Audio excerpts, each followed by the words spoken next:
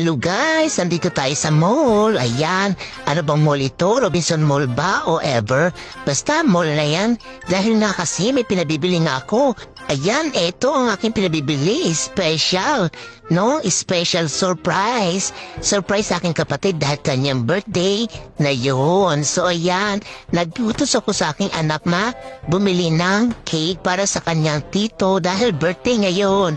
So yan na guys, buwi ng aking anak para i-surprise ang kanyang tito ang aking kapatid na nakasunod sa akin dahil ngayon ay special day niya. So meron tayong pa-surprise. Ayan, binigyan lang naman natin siya ng simpleng birthday cake dahil para makapag-wish siya. So ito ang kanyang cake. Ayan guys, so ang cute guys, no? Lalaki siya pero ang design ng kanyang cake ay mga flowers. So uso ngayon yan, no? Katunog ng followers. So yun na nga, mag-wish na siya dyan guys.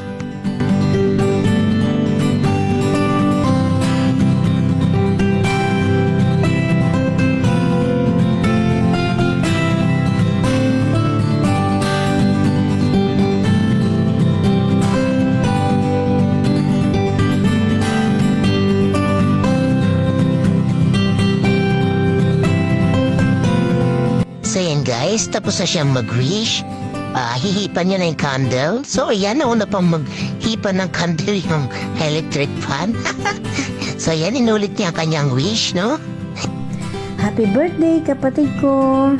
Ayan, God bless you always, Kerwin.